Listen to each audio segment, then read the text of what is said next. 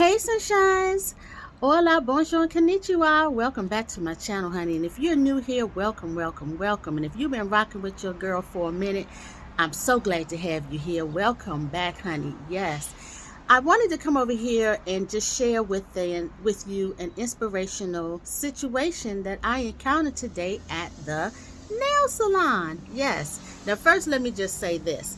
All of you all are aware who've been rocking with me for a minute that I injured myself. That's no secret. I say it on a lot of my videos, and I do not have much access to my right side, so which prohibited me excuse me, from getting my nails done professionally. Why? Because I could not elevate my arm even the height of their um, counters that they use. But praise God, I can reach that level now. So I decided to go and get me a pedicure. I mean, child, I got a pedicure too, but a manicure. I've been getting pedicures. That's not nothing new, honey. Ain't nothing wrong with my legs. But yes, these are my nails, yes. And they finally have grown back. And I decided that today I'm going to go and get me a manicure. So look, y'all, my first professional manicure since my injury last year. But that's not the story. So the story is this. While I was in the nail salon getting me a pedicure, there was a young lady sitting next to me getting a pedicure.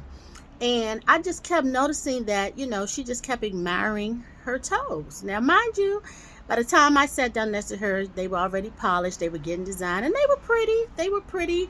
Anything out of the ordinary? Not really, but they were pretty. But she just kept admiring her toes. I'm like, okay, well, maybe she's like me.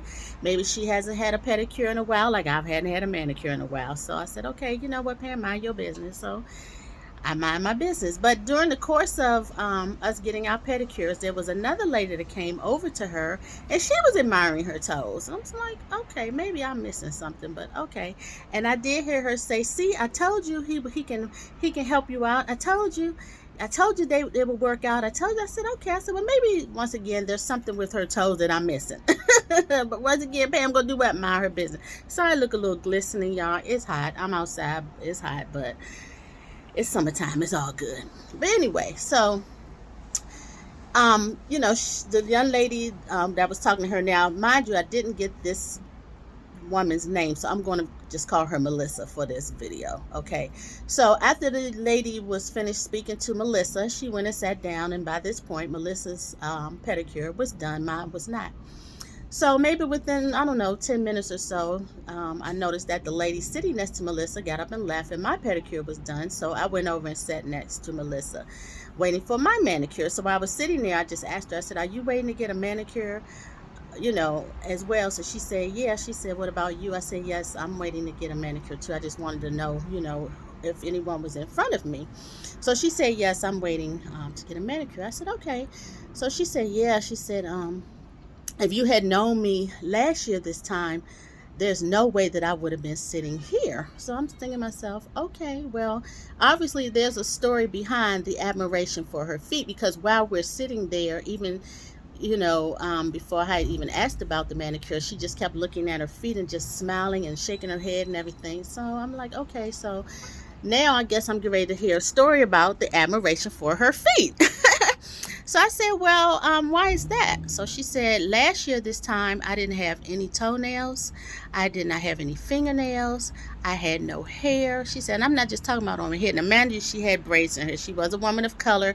She was not an American woman of color, but she was a woman of color nonetheless. And she had braids in her hair. She had it up in a nice little bun and everything.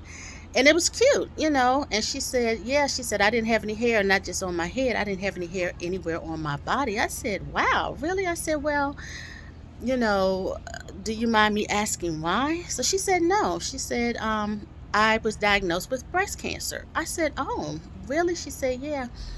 And so she said, I'm just looking at myself a year later and I'm just in admiration. She said, I'm actually sitting in a nail salon getting my toes done and my fingernails done when I had none last year. I said, wow. I said, that's amazing. I said, look at God. I said, I don't know if you are a believer or not. I said, but just look how far God has brought you. She said, yes, I am fully aware of that. I said, oh, wow. I said, well, let me ask you this, if you don't mind. I said, if you feel like I'm being intrusive, you can tell me to mind my business and I will.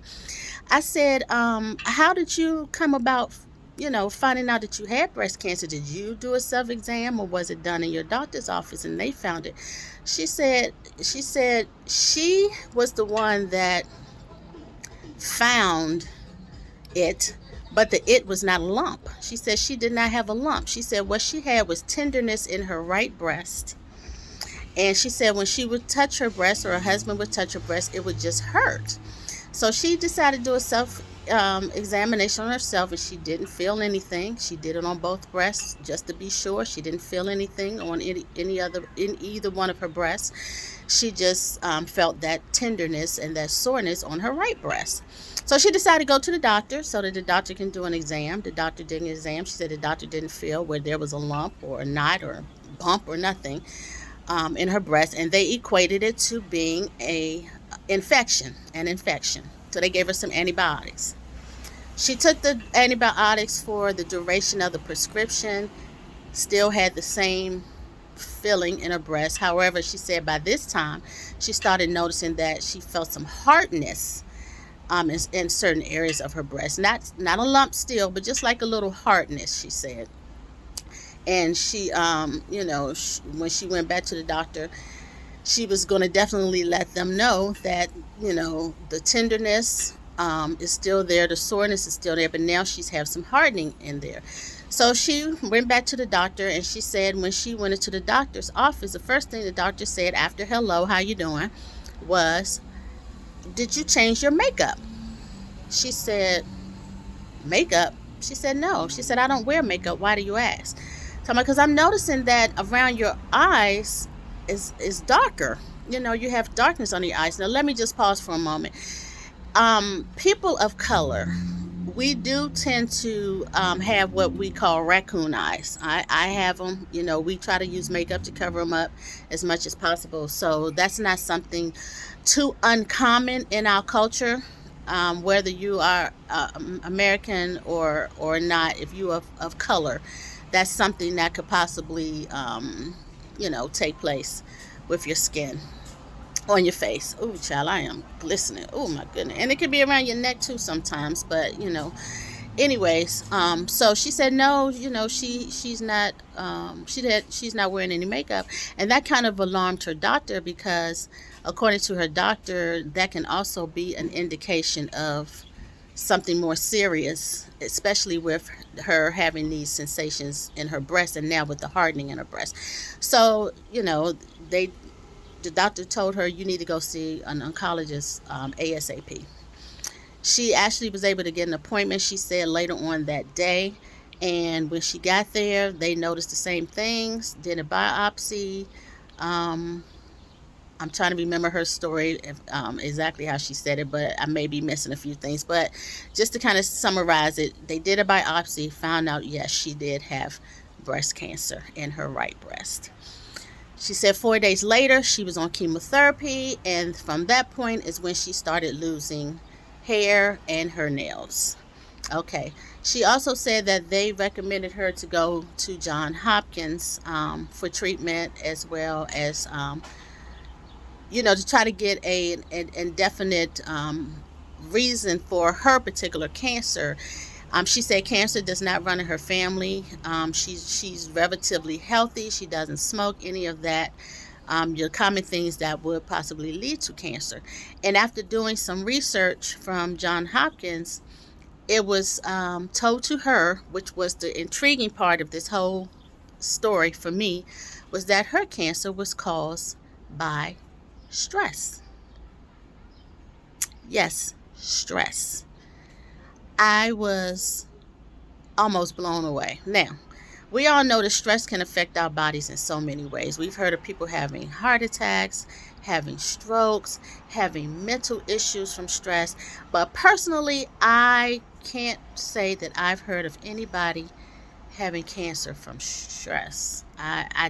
Maybe that went over my head somewhere. I just don't recall that. And that thing hit me like a ton of bricks. Why?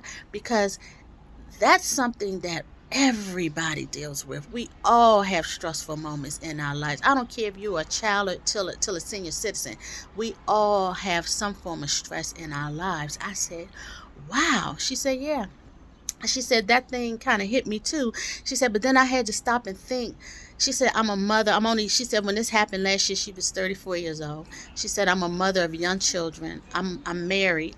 And she said, I do have a very stressful life just being a mother and a wife, not to mention she has extreme stressful issues with her in-laws.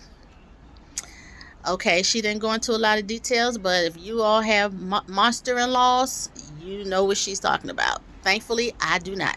Praise God. And neither does my husband. Praise God.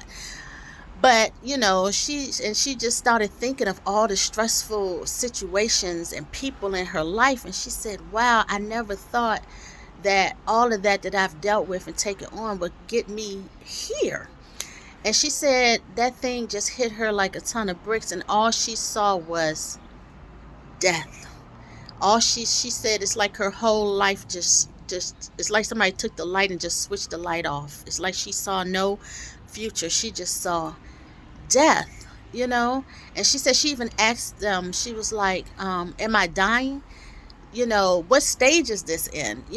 How much longer do I have to live? And at that point, she said that the doctor told her, we don't know what stage it is as of yet. We're not saying that you're dying, but what we are saying is that we're going to treat and help you as much as we can. However, the cancer that you do have, we need to treat it ASAP because it is a very aggressive cancer. It will spread soon. So, like I said, with her saying all of that, all she heard was death. And she said at that point she started making videos to her children. She said, excuse me, she contacted everybody that she knew in her circle and told them, look, I need you all to step in and take care